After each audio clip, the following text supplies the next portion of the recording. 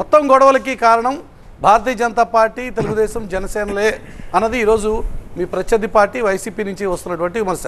మీరే ఇన్ఫ్లుయెన్స్ చేసి మీరే అధికారులను మార్చబట్టి మొత్తం వ్యవహారం రగులుకు ఉంది అన్నది వారి ఆరోపణ. ఏం చెప్తారు రఘురామ్ గారు?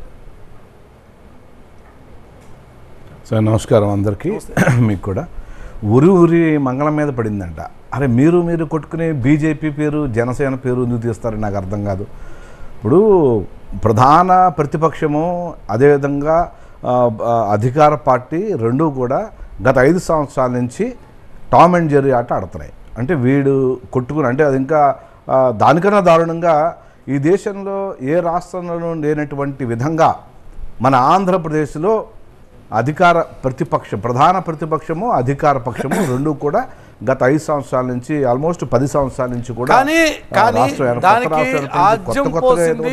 అసలు ఈ ఘటనకి కారణం అవడానికి బాధ్యులు మీరే అన్నది మీ ప్రత్యర్థి పార్టీ ఆరోపణ. ఎందుకోసం అంటే ఐవీఎఫ్ ఒక అధునాతన సంతానోత్పత్తి చికిత్స. అనేక దంపతులకు తల్లిదండ్రులు కావాలనే వారి కలను నెరవేర్చుకోవడానికి సహాయపడుతుంది. ఈ రోజే ఓఎస్ఎస్ ఫర్టిలిటీని సందర్శించండి. మీరే అధికారులు ఇన్ఫ్లుయెన్స్ చేసి మార్పించారు.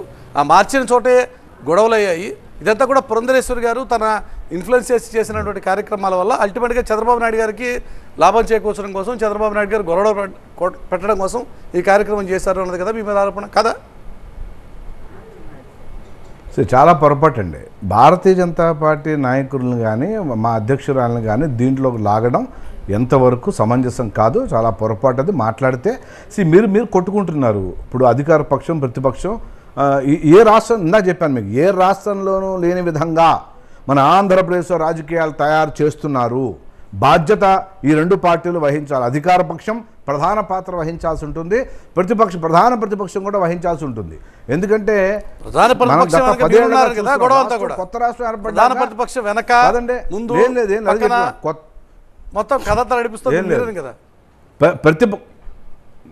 మనం గమనించాల్సింది అంటే కొత్త రాష్ట్రం ఏర్పడ్డాక యువత, రైతులు, మహిళలు ఏదో కొత్తగా రాష్ట్రానికి ఉచ్చిపడుతుందని అనుకుంటే అనేక ఇన్స్టిట్యూషన్స్ వచ్చాయి. 53 కొత్త ఇన్స్టిట్యూషన్స్ కేంద్ర ప్రభుత్వ సంస్థలు రాష్ట్రంలో వచ్చాయి. వాటి గురించి మాట్లాడి వాటిల్లో ఎంప్లాయ్మెంట్ కోసం మాట్లాడి అవి చేసుకోకుండా కొట్టుకుంటూ తిట్టుకుంటూ రోజు ఇదే కాలయాపన చేసి రాష్ట్ర ప్రజలకు ఏం సందేశం ఇస్తారు? ప్రధాన ప్రతిపక్షము అధికార పక్షము సమాధానం చెప్పాలి. మాకు ఎలాంటి సంబంధం లేదు.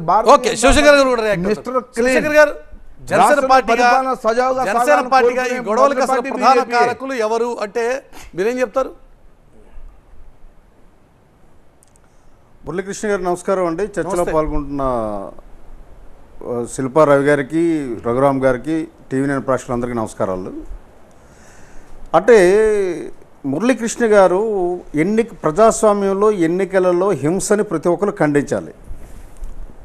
శాంతియుతంగా ఫ్రీ అండ్ ఫెయిర్ ఎలక్షన్ జరగాలన్నది ప్రతి ఒక్క రాజకీయ పార్టీకి లక్ష్యంగా, ఆశయంగా ఉండాలి. అయితే మీరు అడిగిన ప్రశ్నకి సమాధానం చెప్తాను. అసలు గతంలో జరిగిన పంచాయతీరాజ్ ఎన్నికలలో హింసకి ఎవరు బాధ్యులండి?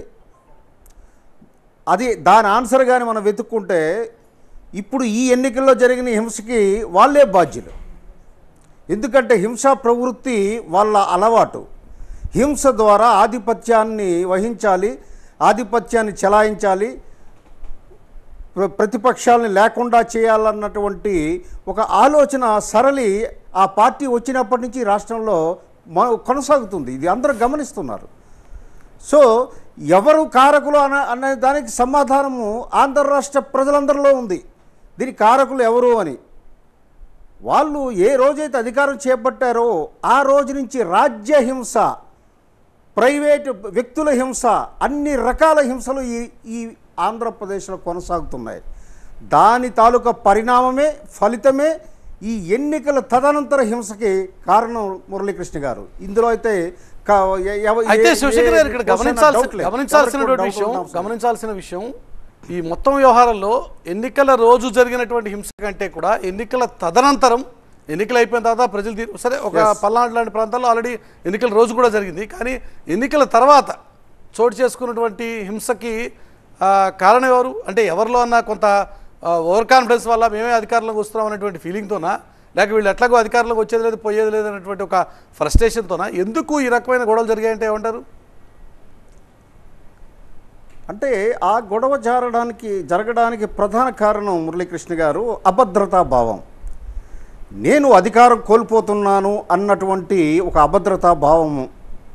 రెండవది, నేను చెప్పినట్లు చేయలేదు. డెమోక్రసీ అన్నది, ఓటు అన్నది సిటిజన్స్ రైట్. ఆయనకి ఎవరికి ఇష్టమైతే వాళ్ళకి వేసుకుంటాడు స్వేచ్ఛాయుతంగా. ఆ కాన్సెప్ట్ లేదు ఈ ప్రభుత్వంలో ఉన్న పెద్దలకి. అరే నేను చెప్పింది చేయడా అన్నటువంటి అహంకార అభద్రతా భావం అంటే శివశంకర్ గారు ఎవరిది? ప్రతిపక్షం అధికారంలో రాలేకపోతాం అనేటువంటి అభద్రతా భావం, లేకపోతే అధికార పార్టీ తాము అధికారాన్ని కోల్పోతున్నాం అభద్రతా భావం? Yes 100% you are right. అధికారం కోల్పోతున్నాము అనే అభద్రతా భావంతో వచ్చినటువంటి పిరికి పంద చర్య హింసా ప్రవృత్తి.